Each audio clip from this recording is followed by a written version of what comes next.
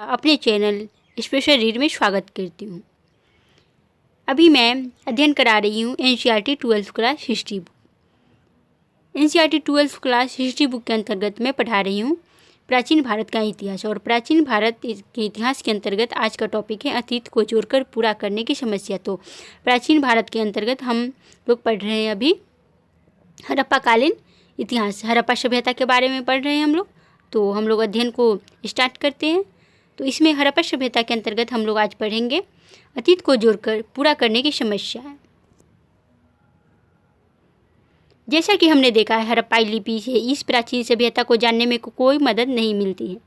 तो हमने देखा है कि हड़प्पाई लिपि से इस प्राचीन सभ्यता को जानने में कोई मदद नहीं मिलती है, बल्कि ये भौतिक साक्ष्य हैं जो पुरातत्वविदों को हड़प्पाई जीवन को ठीक प्रकार से पुनर्निर्मित करने में सहायक होते हैं। ये वस्तु मृदभांड, औजार, आभूषण, घरेलू सामान हो सकती है। कपड़ा, चमड़ा, लकड़ी तथा सरकंडे जैसे जैविक पदार्थ समान सड़ जाते। तो कपड़ा, चमड़ा, लकड़ी तथा सरकंडे जैसे जैविक पदार्थ जो है समान रूप से सड़ जाते, विशेष रूप से उष्णकटिबंधीय क्षेत्रों में। तो विशेष रूप से उष्णकटिबंधीय क्षेत्रों में जो वस्तुएं बच जाती है वे हैं पत्थर, पक्की मिट्टी तथा धातु। तो जो सड़ जाते हैं उनमें है लकड़ी, कपड़ा इत्यादि का सामान, और जो बच जाती है उनमें है पत्थर, पक्की मिट्टी तथा धातु। यह भी याद रखना आवश्यक है कि केवल टूटी हुई अथवा अनुपयोगी वस्तुओं को फेंकी जाती थी। तो हड़प्पा काल में केवल टूटी हुई या अनुपयोगी वस्तुएं जो थी उसे फेंक दी जाती थी और अन्य वस्तुएं संभवतः पुनर्चक्रित की जाती थी। तो आधुनिक काल में भी कोई पुराना सामान है और जो यूज करने में काम देगा फिर से, तो उसे हम लोग क्या काम करते हैं, उसे फेंकते नहीं हैं, उसे बल्कि पुनःचक्रित किया जाता है और फिर से नए सामान का बनाया जाता है। तो फिर से क्या पुनःचक्रित करके नए सामान बनाया जाता है उसी सामान से। और पुराने सामान को या जो अनुपयोगी या टूटी हुई वस्तुएं जो उपयोग के लायक नहीं है तो उसे फेंक दी जाती थी, परंतु जो नया करके पुनः से उपयोग करने वाली वस्तुएं उसे पुनःचक्रित की जाती थी। तो हड़प्पा काल में भी की जाती थी और आधुनिक काल में इसी तरह की वस्तुओं को पुनःचक्रित किया जाता है। परिणाम स्वरूप जो बहुमूल्य वस्तुएं अक्षत अवस्था में मिलती है या तो वे अतीत में खोई गई थी या फिर संचयन के पश्चात कभी दोबारा प्राप्त नहीं की गई थी।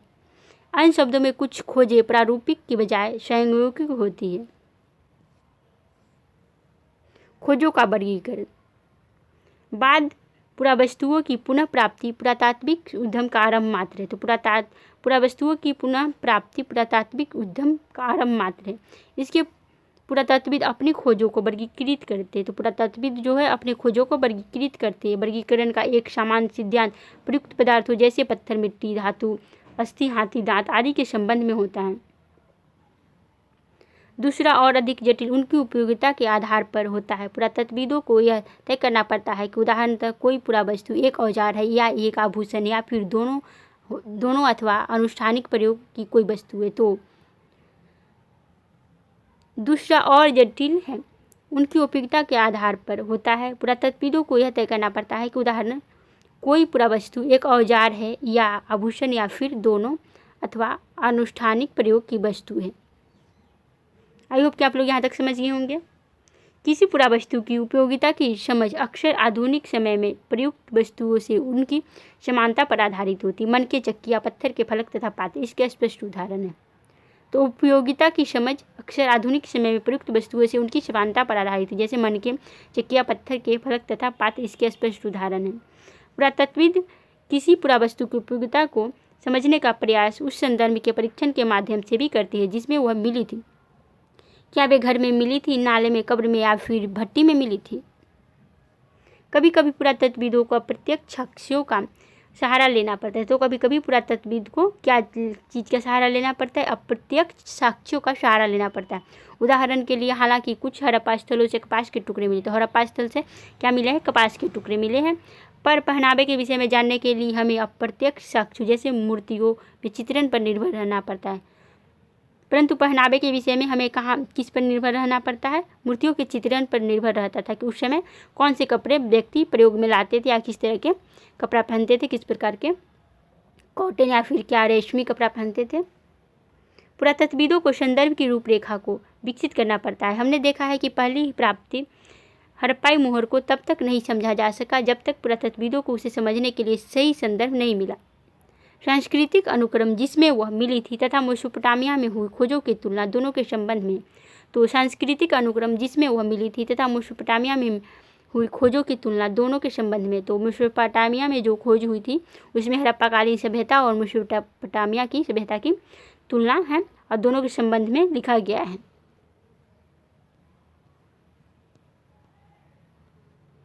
तो आई होप कि आप लोग यहाँ तक समझ गए होंगे। फिर मैं आगे चलती हूँ। व्याख्या की समस्या, इसके बारे में अब हम लोग अध्ययन करेंगे। पुरातात्विक व्याख्या की समस्या संभवतः सबसे अधिक धार्मिक प्रथाओं के पुनर्निर्माण के प्रयास में सामने आती है। आरंभिक पुरातत्वविदों को लगता था कि कुछ वस्तुएं जो असमान और अपरिचित लगती थी संभवतः धार्मिक महत्व की होती थी। तो आरंभिक पुरातत्वविदों को लगता था कि कुछ वस्तुएं जो असमान और अपरिचित लगती थी संभवतः धार्मिक महत्व की होती थी। तो पुरातत्वविदों को क्या लगता था, जो वस्तुएं असमान और अपरिचित मिलती थी तो उन्हें लगता था कि वे धार्मिक महत्व की होती थी। इनमें आभूषणों से लदी हुई नारी मृण मूर्तियाँ, जिनमें से कुछ के शीर्ष पर विस्तृत प्रसाधन थे, शामिल। तो नारी की एक मृण मूर्तियाँ मिली है जिसके सिर पर विस्तृत प्रसाधन शामिल हैं। इन्हें मातृ देवी की संज्ञा दी गई है। तो मृण मूर्तियाँ जो मिली है नारी की, उसे किस चीज़ की संज्ञा दी गई है? मातृ देवी की संज्ञा दी गई। पुरुषों के दुर्लभ पत्थर से बनी मूर्तियाँ, जिनमें उन्हें एक लगभग मानकीकृत मुद्रा में एक हाथ घुटने पर रख बैठा हुआ दिखाया गया था, जैसा कि पुरोहित राजा को भी इसी प्रकार वर्गीकृत किया गया था। अन्य दृष्टांतों में संरचनाओं को महत्व माना गया है। इनमें विशाल स्नानागार तथा लोथल से मिली वेदियाँ सम्मिलित है। तो विशाल स्नानागार मोहनजोदड़ो से मिला है और लोथल से मिली वेदियाँ, अग्नि वेदिका भी लोथल से मिली और विशाल स्नानागार मोहनजोदड़ो से मिला था। ये है मातृ देवी की मूर्तियाँ, इसे आप लोग देख सकते हैं।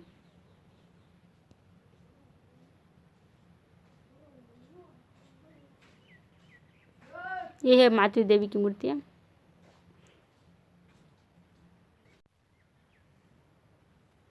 कालीबंगा परीक्षण मोहरों, जिनमें से कुछ पर संभवतः अनुष्ठान के दृश्य बने से धार्मिक आस्थाओं और प्रथा को पुनर्निर्मित करने का प्रयास भी किया गया है। तो कालीबंगा परीक्षण मोहरों, जिनमें से कुछ पर संभवतः अनुष्ठान के दृश्य बने थे, धार्मिक आस्थाओं और प्रथा को पुनर्निर्मित करने का प्रयास भी किया गया। तो कालीबंगा से मोहरों, जिनमें से कुछ संभवतः अनुष्ठान के दृश्य बने थे, धार्मिक आस्थाओं और प्रथाओं को पुनर्निर्मित करने का प्रयास किया गया है। कुछ अन्य जिन पर पेड़ पौधे उत्कीर्ण हैं, मान्यता अनुसार प्रकृति की पूजा के संकेत देते हैं। तो हड़प्पा काल में भी प्रकृति की पूजा होती थी, पेड़ पौधे की। तो वर्तमान में भी हम लोग पेड़ पौधों की पूजा करते, जैसे पीपल का वृक्ष है, फिर तुलसी का पेड़ है, तो इस सब की पूजा करते हैं वर्तमान में। सूर्य चंद्रमा इत्यादि का भी वर्तमान में भी हम लोग पूजा करते थे और हड़प्पा काल में भी होती थी। और पेड़ पौधे आज भी हम लोग इसका पूजा करते हैं, जैसे पीपल का वृक्ष, तुलसी का पेड़, औषधि रूप में तुलसी के पेड़ का भी पूजा करते हैं।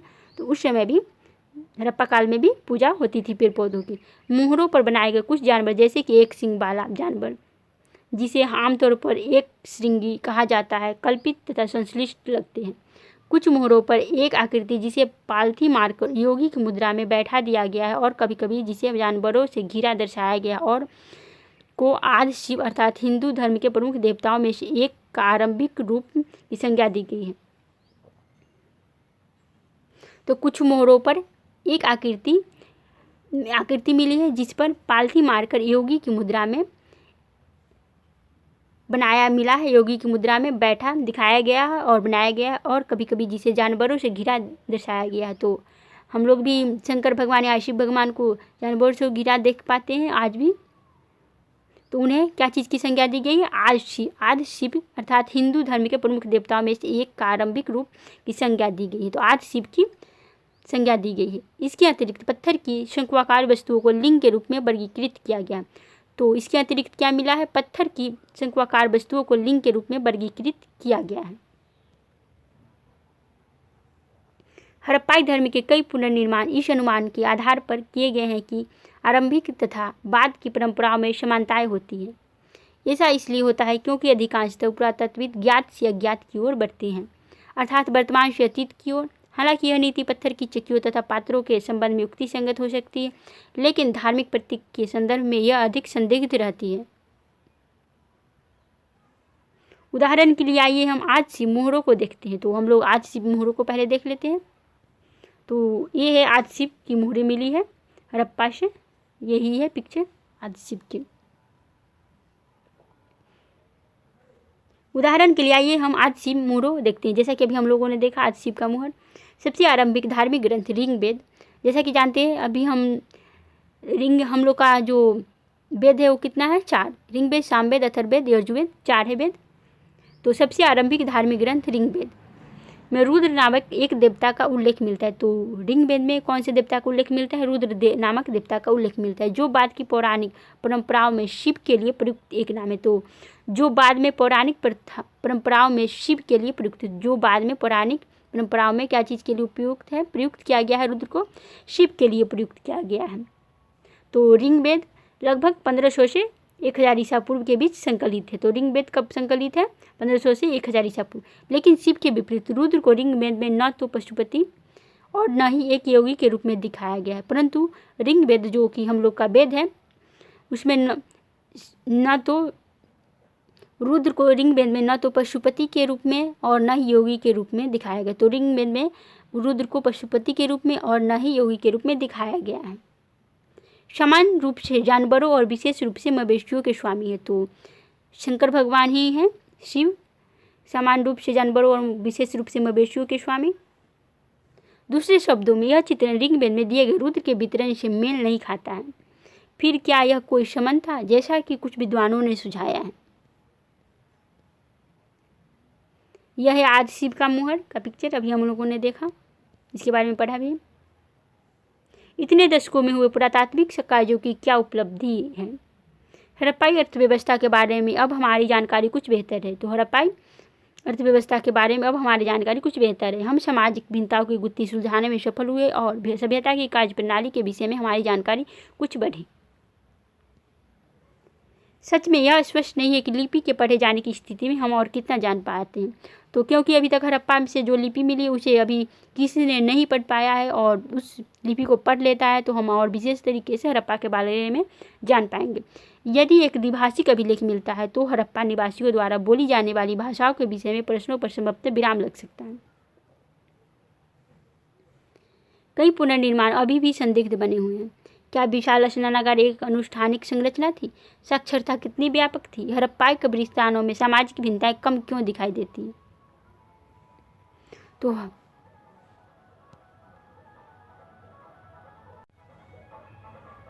हड़प्पाई कब्रिस्तानों में सामाजिक भिन्नताएं कम क्यों दिखाई देती है? स्त्री पुरुष संबंधों से जुड़े प्रश्न भी अनुत्तरित है। क्या महिलाएं मृदभांड बनाती हैं? तो क्या महिला मृदभांड बनाती थी या फिर केवल उन्हें रंगने का कार्य करती थी? तो महिलाएं केवल मृदभांड बनाती थी या फिर उन्हें रंगने का कार्य करती, जैसा कि आजकल है। दूसरे शिल्पकर्मियों के क्या कार्य थे? नारी मृण मूर्तियों का क्या उपयोग था? तो नारी मृण मूर्तियाँ जो मिली उसका क्या उपयोग था? हड़प्पा सभ्यता के संदर्भ में स्त्री पुरुष संबंधों से जुड़े पहलुओं पर कम विद्वानों ने अन्वेषण किए और यह भविष्य में होने वाले कार्य के लिए पूरी तरह से नया क्षेत्र है। शमन वे महिलाएं और पुरुष होते हैं जो जादुई तथा इलाज करने की शक्ति होने और साथ ही दूसरी दुनिया से संपर्क साधने के सामर्थ्य का दावा करते हैं। तो शमन वे महिलाएं और पुरुष होते थे जो जादुई तथा इलाज करने की शक्ति होने और साथ ही दूसरी दुनिया से संपर्क साधने के सामर्थ्य का दावा करते थे। यानी जो अभी हम लोग कहते हैं जादू वाला है या कुछ भी कुछ हम लोग नाम देते हैं, उसी तरह से उस समय शमन कहा जाता था। तो पक्की मिट्टी के खिलौने का साक्ष्य मिला है हड़प्पा से। फिर यहाँ शिवलिंग है, यहाँ पे लिंग का भी पिक्चर है। सबसे आरंभिक उत्खननों में से एक मैके इन पत्थरों के विषय में कहते हैं। तो अंडेस्ट मैके अर्ली इंडस सिविलाइजेशन 1948 से यह उद्धृत है। यह कथन सबसे आरंभिक उत्खननों में से एक मैके इन पत्थरों के विषय में यह कहते हैं, राजवर्ध मणि, जैस्पर, चालसेडनी तथा अन्य पत्थरों से बने छोटे आकार के शंकुओं जो सुंदरता से तराशी और तैयार किए गए थे तथा जो 2 इंच से भी कम ऊंचाई के थे को लिंग भी माना गया है।